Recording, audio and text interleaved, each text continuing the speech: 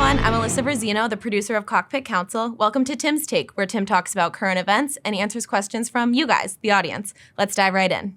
Can you give some advice on how to build trust with the CEO?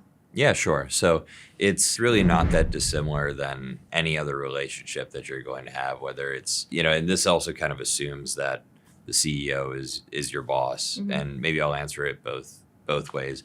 The CEO is your boss is just like any other manager that you've had. It's, be able to understand and take direction, mm-hmm. be willing to ask questions, like be vulnerable enough to ask questions if you don't understand something. Mm-hmm. And then, probably most important is just deliver what you say you're going to deliver mm-hmm. on time.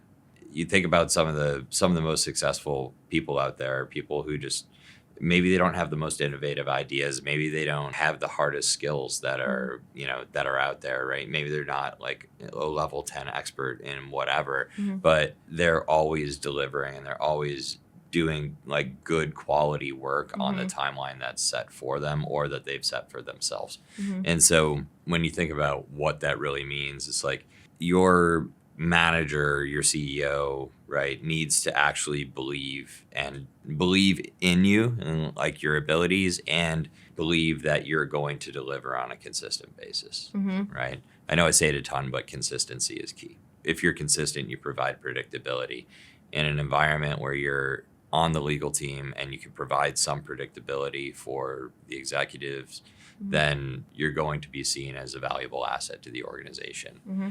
When you think about building trust with the CEO, and the CEO maybe is not your direct manager, like maybe you report into the CFO or COO or something like that, or maybe you do report into the CEO and you want to try to build trust with the board, a lot of the same things come into play, right? Making sure that you are consistent in the way that you're delivering. I think being inquisitive mm-hmm.